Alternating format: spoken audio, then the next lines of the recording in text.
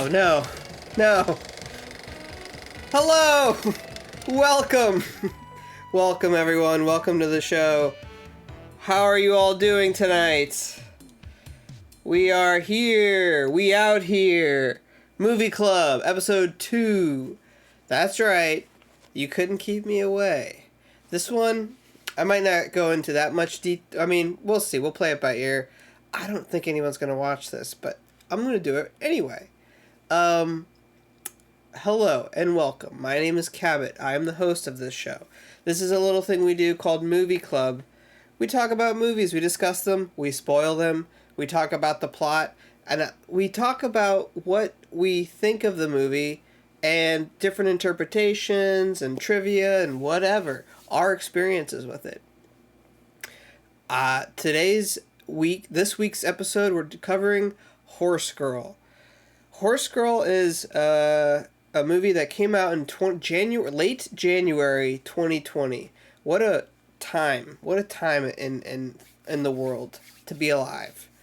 And I believe it went like straight to Netflix. I'm not sure, but I think it just went right to Netflix because I don't remember seeing it in theaters. And I don't know what made me try and tune into it, but I watched it, I think within a year after it came out.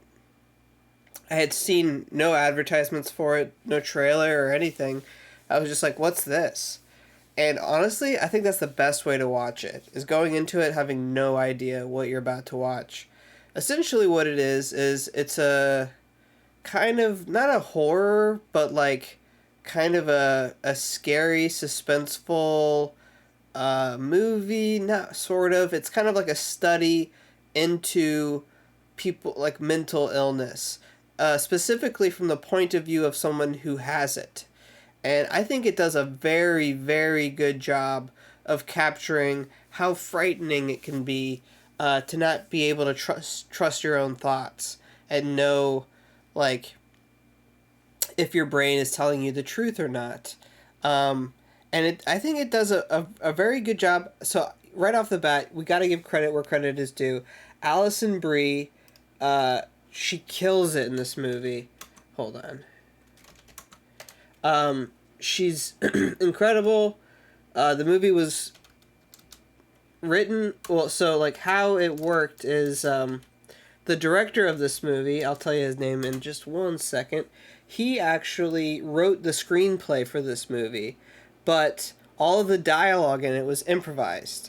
So Allison Brie got like a writer's credit for it, and I think rightfully so, because a lot of the movie is on her back, and she improvised like pretty much everything. It's really, really impressive. So if we're just gonna get into it, why not just get into it? So when the movie starts off, it's her and Molly Shannon. Molly Shannon is like her boss, and they work in like a craft store, kind of like a Hobby Lobby, or yeah, I guess that's all I can think of, like a Michael's. But the store's called Great Lengths, which is, I don't know why, but that is funny to me. And I think this movie does a really good job of like not wasting your time, but also letting things kind of breathe. It's an interesting, well, like, for example, like, I just feel like in the very beginning of this movie, we're seeing a lot of things from scene to scene, and it may not seem important, but like every single scene plays a part, like an important part to establish what is happening, and I think it does a really good job exposition-wise of doing it this way.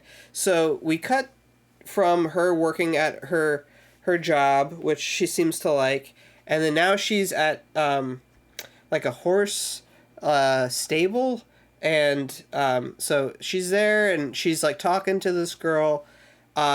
We learn that Allison Brie used to have a horse named Willow, but she doesn't own it anymore. It belongs to this girl now, and I guess Allison Brie just comes out and hangs out.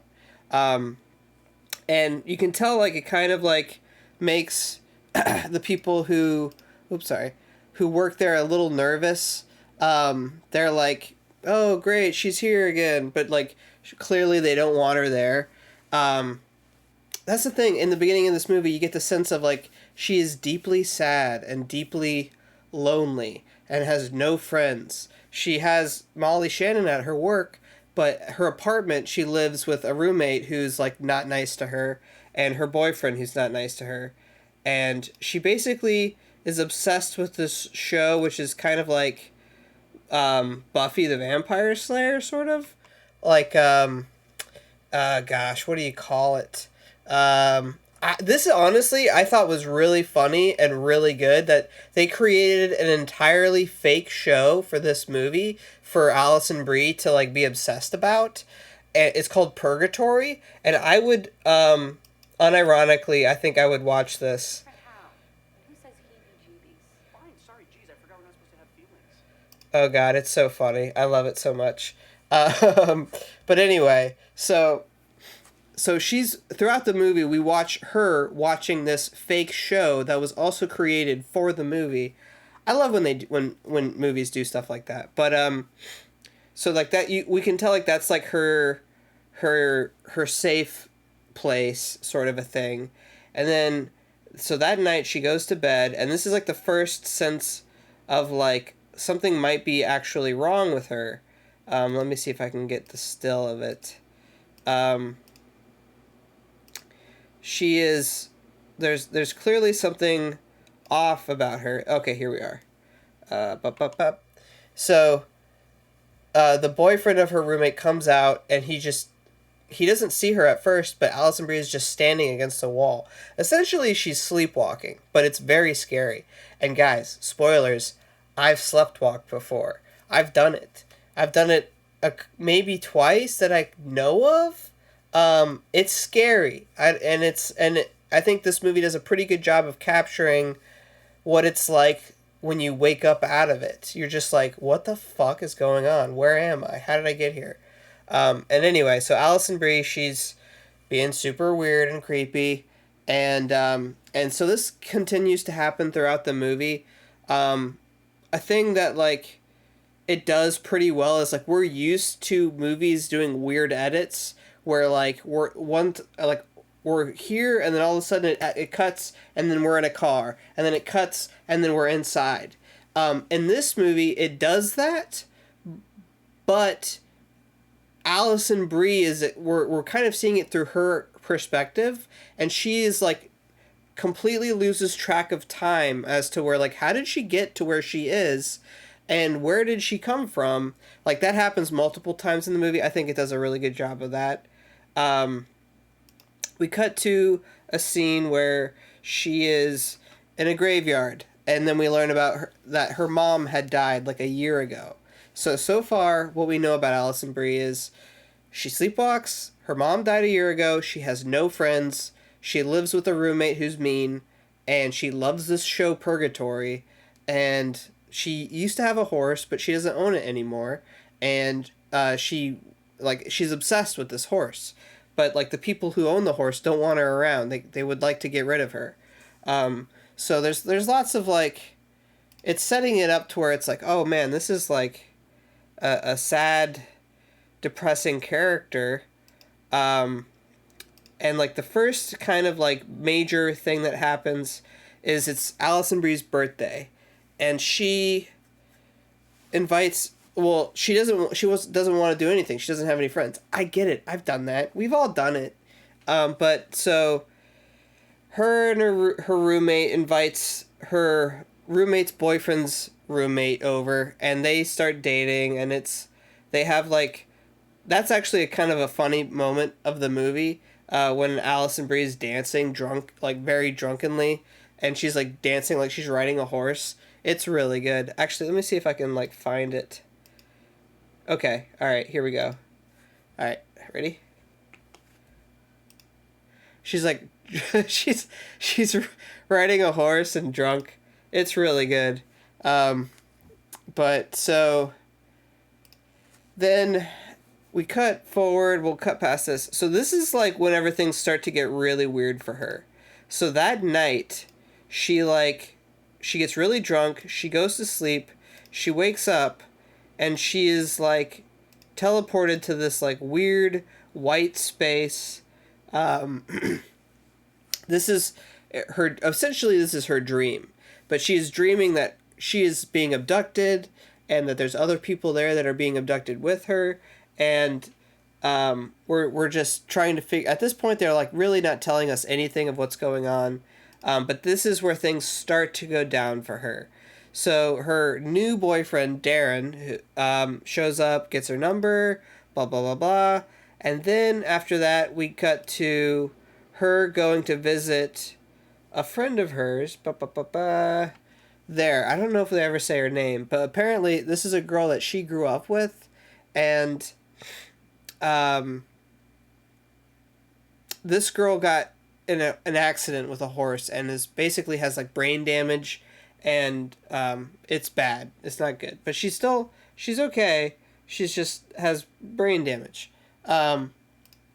So we get that part. It's sad. We learn that. Oh, okay. Well, so I'm gonna start skipping ahead a little bit, but we learn that she lost her car. Her ex-stepdad like calls her, helps her get her car back. We meet him. He gives her a bunch of money. She goes, meets her horse again, and they kind of like tell her to get lost. She has a dream of like a ramp. Ooh, that's a good scene actually. Let me see if I can stop it right on it. I don't think so. But anyway, so she has some more crazy dreams, and she sees one of the people in her dreams. And so then we're starting to think like, oh, it's this guy. She sees him walk across her store. She's seen him in her dreams. She follows him. Hilarity ensues. Okay, so we'll cut ahead to where she goes to this doctor. Boom. Doctor shot. This is where she starts to actually confess of what's going on in her mind to other people. She starts actually saying it, and the doctor is kind of like, all right, well, you need to see a psychiatrist, and she like immediately shuts it down. She's like totally against it. Then she has her follow-up date with Darren, and it's like starting off pretty good. Here, let me see if I can find a good scene. But anyway, they're having dinner. They're having a nice time. It's a nice date. Oh God, that's terrifying. Oh man, I wish I could. Okay. Oh no, this is bad. All right, here we go. Ready? Oh God. Oh, Meadow. What timing? Oh no, it's so scary. I hate it.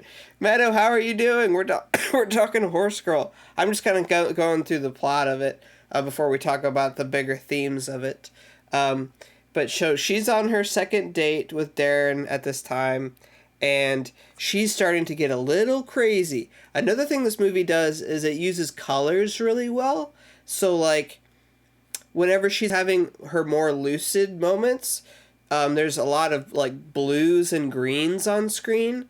But whenever she's having her not so lucid moments, she's wearing like peach, and there's like peach colors on the screen. And so it's a subtle thing that you kind of pick up on. How you doing, Meadow? How's your day? What's going on with you? Anyway, so date goes real bad. She ends up taking him to this guy's house, and he's like, what the hell is going on? She ends up taking him to a graveyard. It's not good. She's like, we can dig up my mom, and we could get her DNA, and then I can prove that I'm a clone. It's bad. It's not, oh no, not this one. Not this one. No, okay, yeah, that's fine. So now this movie's really starting to get cooking. There's a part where Allison Brie gets naked. She goes to work and she comes to. She doesn't know what's going on. This is where she gets checked into a mental hospital. Nice. Oh no, chilling like a villain.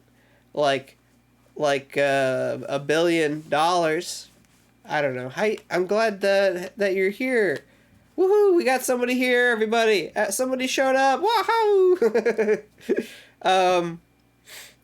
Anyway, so at this point in the movie, we learn she's seeing a psychologist, like a social worker, I guess, and he's talking to her, and we learn that her mother, Vordas, yo, dude, what's up? We got like 4 people in here, I think, or maybe 3.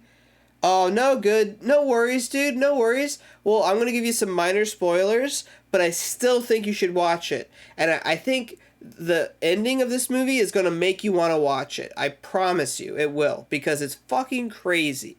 And it doesn't prepare you for it at all. But so, anyway, so Allison Brie, our main character, we're learning right now that she had a grandmother who who went crazy and was in a mental health hospital, but then the mental health hospital got shut down. She got kicked out, ended up homeless, died homeless, crazy, and in the streets. And that's Allison Brie's grandmother. And then we learn Allison Brie's mother committed suicide like a year ago. So Allison Brie is like, she is starting to hear voices and hallucinate and see things, and she's telling the psychiatrist, she's like, I don't think my grandmother was crazy. She was saying that she was from the future. I think I'm my grandmother. I think I'm her clone.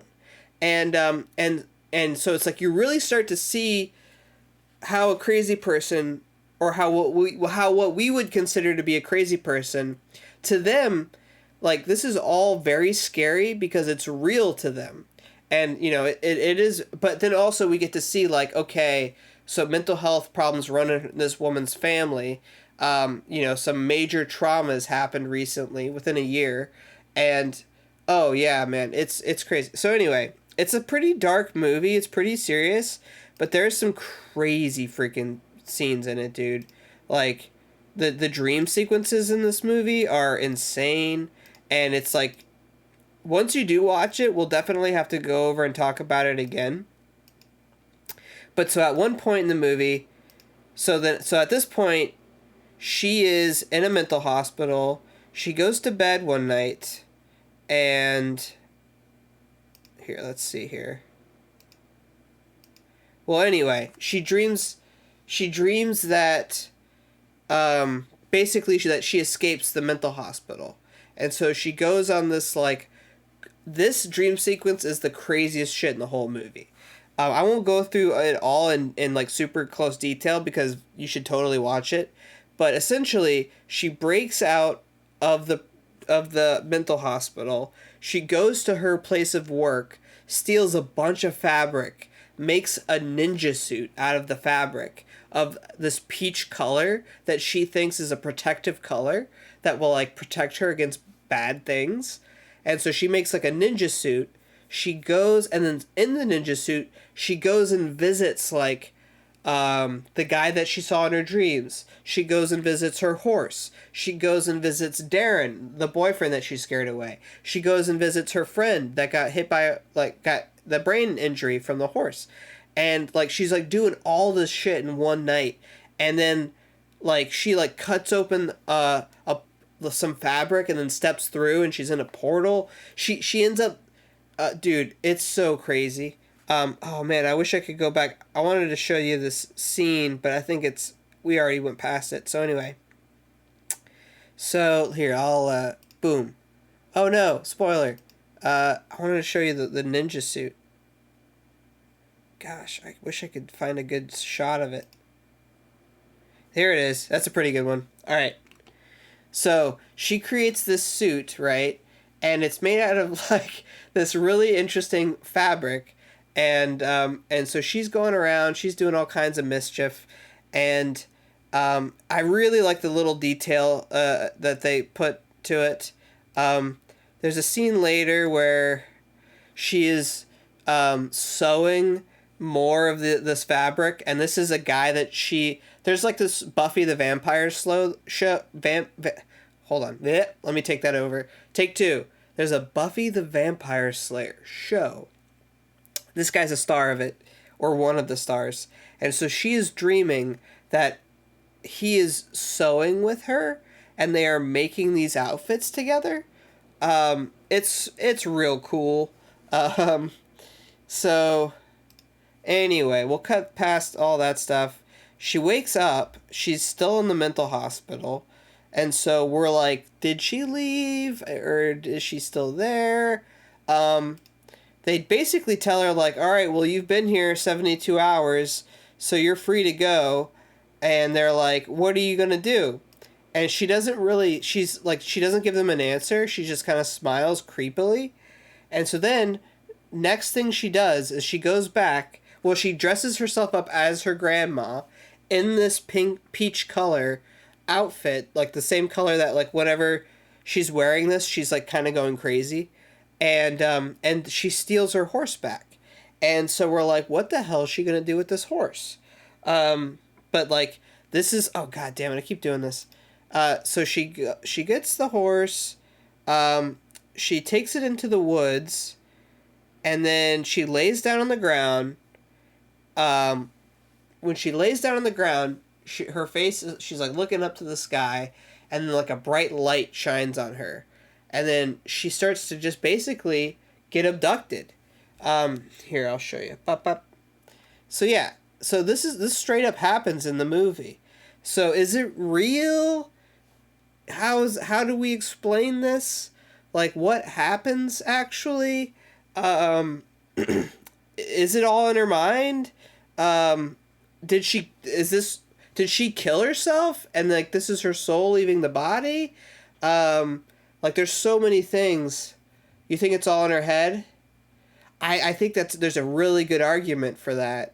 I also lean to that. Honestly, that is what I lean to. But the only thing is, at the very end of this movie, the last shot of the movie is you don't see, like, you see basically just like this, like a horse and some shoes in the woods, and it's by itself, and there's no body around her. So it's like, where did her body go? What happened to her? There's a couple little things in this movie which are like, is it real? Maybe. In the very beginning of the movie, Molly Shannon, Allison Brie's boss, she sees a horse like walk across a parking lot, and she was like, and that's like how the movie starts. And at the very end of the movie, when Allison Brie is like wearing this and she steals her horse, they walk across that parking lot, and we see Molly Shannon notice the horse walk across the parking lot, just like in the very beginning of the movie. Oh no. And so you're like, is it a time loop? Like because that's a theme of the movie, is like time loops kind of a thing. So, oh god, I did it again. But yeah, it's freaking nuts, dude. It's a freaking nutso movie, and I think it's really good. I think it also, like, it talks, it kind of, I don't know if it makes a statement necessarily, but it definitely like brings about the concept of like how Allison Brie's grandmother died homeless and crazy on the street, because she could not afford to, like, she couldn't support herself because of her mental illness, and once she didn't have anyone supporting her, she ended up homeless and died. And like, as we're seeing this play out for Allison Brie, this could very well happen to her as well, because her mental capacity is like getting really bad, and there's no one really there to help her, and it's like she could end up just like her grandmother.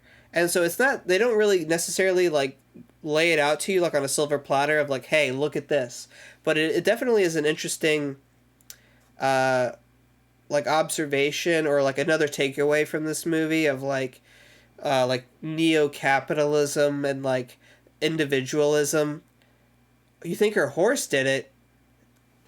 That's a very interesting concept, actually. Maybe her horse is an alien, and that could explain some things. That's a good observation, Meadow. Very good, very good. The horse ate her. Whoa, guys, see, this is why we have movie club. This is why we discuss together as a group. I think these are great ideas. I love it. I'm loving all this stuff. Um, but yeah, like I said, it's a good movie. It's got it's not perfect. There's some things about it that aren't great. I think a couple like major things that maybe you guys didn't know is that so the director wrote the screenplay, but all of the actors, all of the dialogue was all improvised. And so Allison Brie improvised basically the entire movie. And it's like it's really on her shoulders. A lot of like what is happening in the story and like us understanding like what's going on is like all up to her, and I think she does a really great job. I think acting wise she is incredible. I think it also has its funny moments. Like, let me see if I can find hold on, let me see if I can find it. I think it was like, nah, it's gotta be, then yeah, I'm not sure when it would have been. There's a really good part of this show that she watches, and I made me laugh so hard. There's like, she's watching like this Buffy the Vampire Slayer show. Oh, okay, here it is. All right.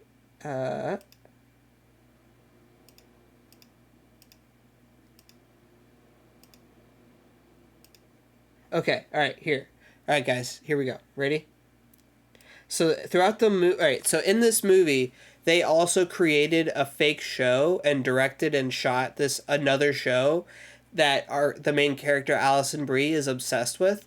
And it's a fictional show. It's called Purgatory, and they have like parts of this movie are her watching the show.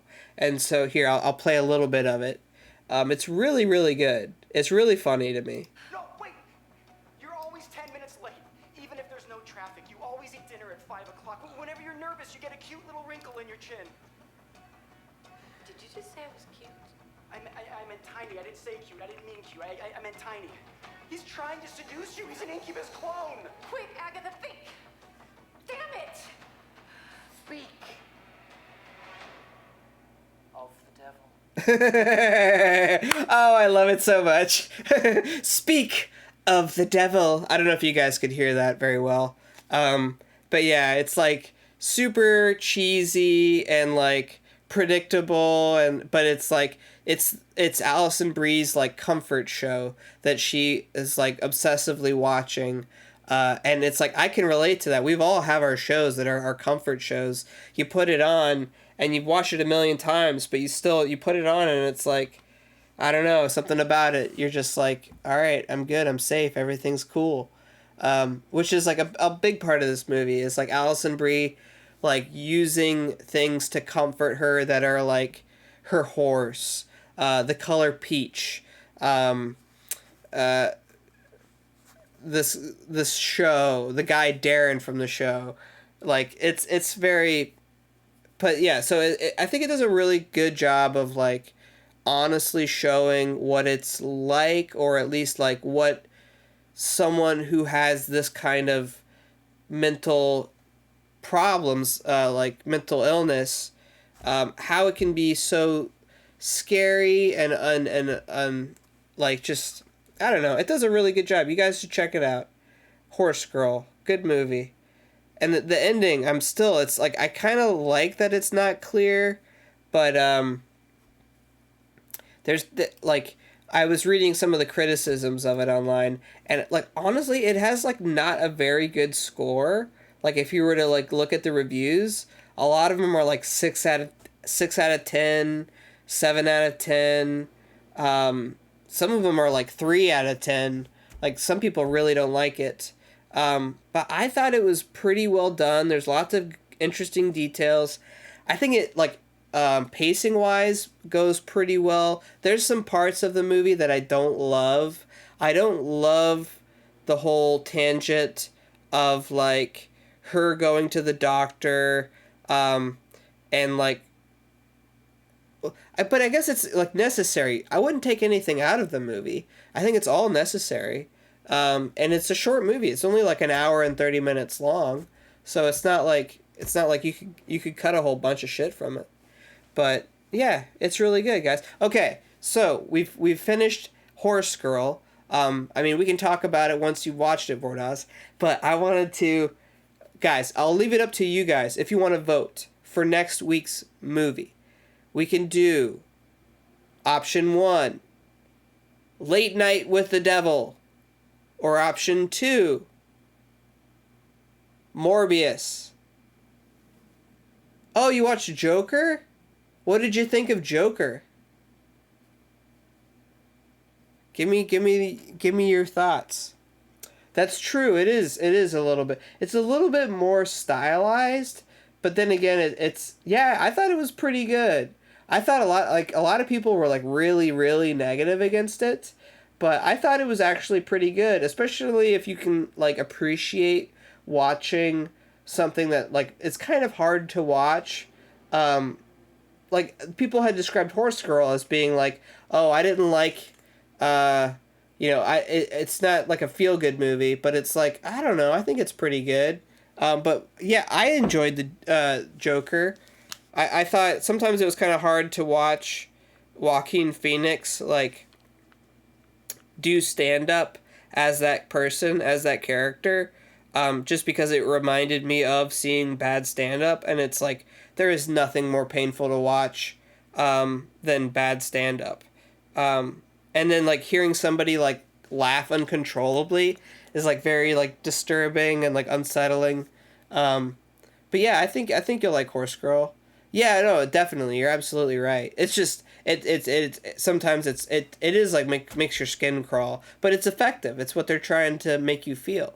But yeah, no, I thought that was good. I thought that movie did a pretty good job of whatever, like there's a character that's like not real. Like I think his love interest in that movie, if I remember correctly, like he basically just like hallucinates her and she doesn't even exist at all. If I remember correctly, I could be wrong. Or maybe no, I think she actually is real, but he hallucinates in his mind that like they have a relationship together or something. And yeah, there's clues in it that are cool that you have to like figure out. It's not obvious. I thought that was pretty cool, and I think they did a pretty effective job with that. And then the ending I thought was like, even though we're all kind of desensitized to violence, I felt like it was like very violent and shocking, relatively speaking. And yeah, I thought it was pretty cool. But anyway, guys, so next week, are we going to do Late Night with the Devil or Morbius? Morbius or Late Night with the Devil? What do we say? I could flip a coin if you guys don't want to choose. Don't make me do it. I'll do it. You can do Morbius? Okay. Morbius it is. Meadow, if you're still here, you want to watch Morbius with me? Morbius?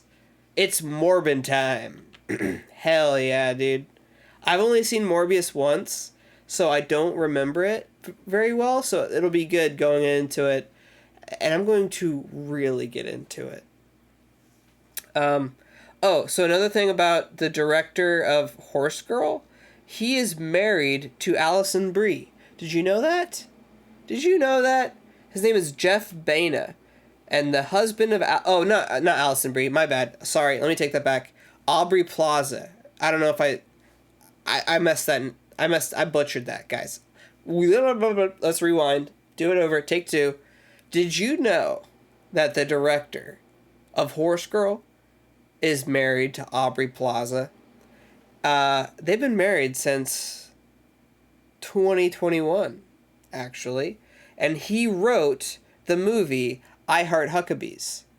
Yeah, I don't... Yeah, dude. I've never seen I Heart Huckabees, but I've heard of it. I guess people like it. I don't really know anything about it. But he hasn't really directed a whole lot of stuff. He's directed The Little Hours, Joshy, Life After Beth, none of these movies are like, they all have like ratings of like 5 out of 10. And then Horse Girl has a 6 out of 10. I personally...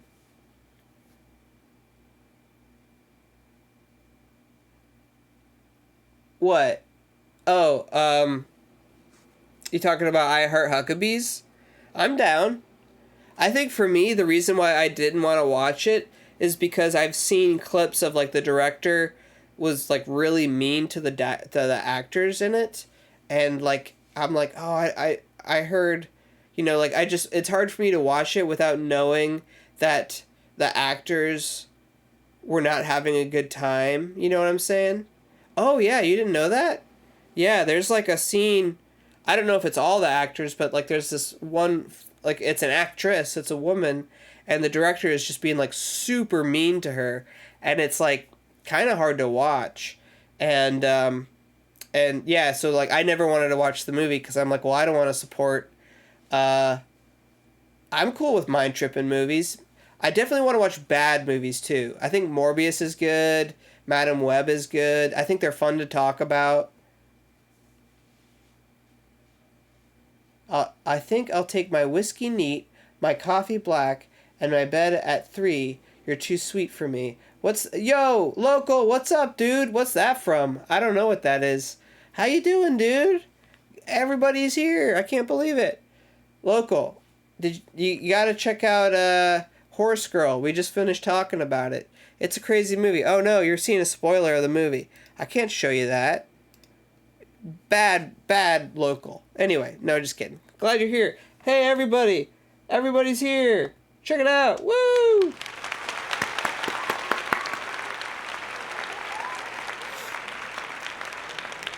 Guys, this is great. What a great show we're having. Guys, also, I want to bring to attention a huge alert or message or something. I don't know what's going on. Wait, Saul Hoser live? Oh, cool. Hosier. I don't know how to say it. Okay, so here's the thing with Hosier. That I've noticed, and I don't know if it's just me. I noticed that a lot of girls seem to like Hosier, but when I listen to him, I don't understand why people like him. Like, he's the Take Me to Church. That's the only song I know by him.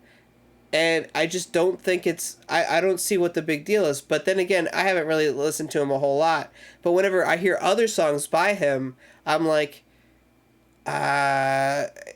okay, I don't know. I'll have to check him out. Prestidigitation? Predestination? No, I have not seen that.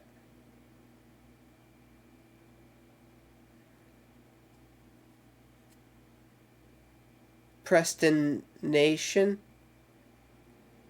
Prejudication? Prestidigitation. Did you know that prestidigitation is an ability in Dungeons and Dragons? It's really cool. Me and Meadow have done some cool tricks with it.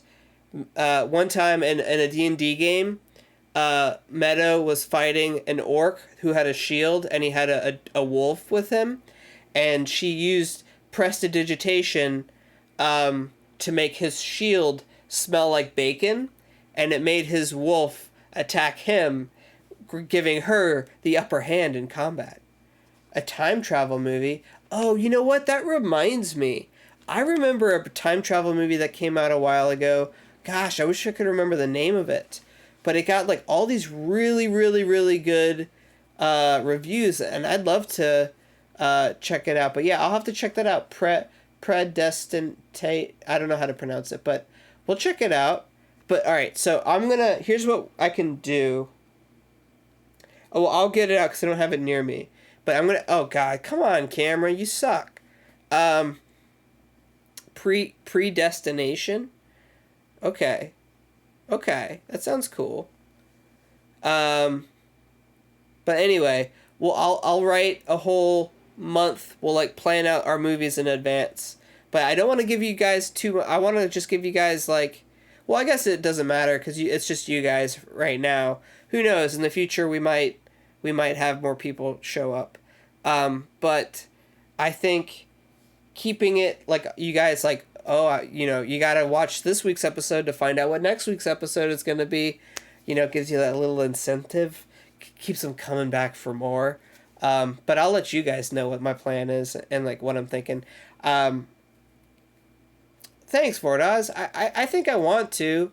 I enjoy movies and I like talk, and especially whenever like people are showing up and like we're like talking about it together. I think that's like the best.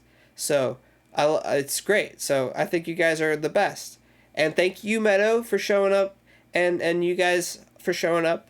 It's great. This makes it all worthwhile. But anyway, so we're gonna get into Morbius next week. I recently watched Late Night with the Devil. If you guys want to, we can cover that. I think I'm looking forward to Halloween or October because I definitely want to do a bunch of spooky movies because I don't really watch them on my own free time. So it might be fun to like save some good spook movies. So maybe we save Late Night with the Devil for that, but I mean that's a long time away. Why is my camera not focusing? This is insane. But anyway, guys, movie night. Next week, Morbius. And then, what else? I guess that's it. Yeah, I didn't know. Oh, I wanted to make a big announcement. Or not a big announcement, but like a big, alert. Okay, guys? So, on my activity feed on Twitch, I noticed something which caused me some distress. And at first, I didn't really worry that much about it. But I don't know what's going on with my friend Blue Pip. I haven't heard from him in a while. If he's decided that he doesn't want to watch anymore, that's cool. I get it.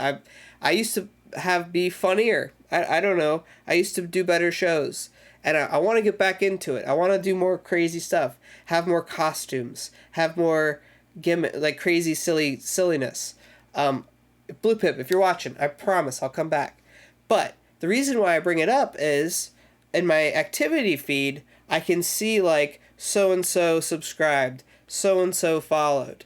And I know Blue Pip recently resubscribed to me, but then in my activity feed, it says unknown user. And I'm like, what the fuck? Like, why doesn't it say Blue Pip? Why does it say unknown user? And I went and I found his page. His page is still there, or at least I think his user is still there. But anyway, guys, if this does indeed mean the end of the saga of Blue Pip with the channel, I salute you, sir, and I thank you for your service, and I want to thank you for the laughs and yeah, nar. Oh, nar. It's true though. Nar. Like I don't, Blue Pip he was there since like day one. He was one of my first people who ever watched me back when I was playing Hitman. And if he is gone, I'm gonna miss that guy. The count is deleted? That's kind of what I thought, but then I was able to find it. But that mean it could still be deleted. I know, Blue Pip's gone. It makes me sad. But because we have a very small community, and he was at least like 1/4 of it or 1/5 of it. Dude, he definitely was the OG. Him and Nightmare together, both of them. I don't know if he is. I don't think so. I never spoke to him on Discord, so I don't know. But yeah, maybe I should track him down. But then again, if he doesn't want to, if he's like, I'm good on Twitch, I understand. I never watched Twitch before I started streaming, so I get it. But yeah, anyway, it is what it is. I wish him luck, and I hope he comes back. And I'll be here. He made me blue. That's true. Blue Pip made me blue. But no, I love that guy. He's the best. And And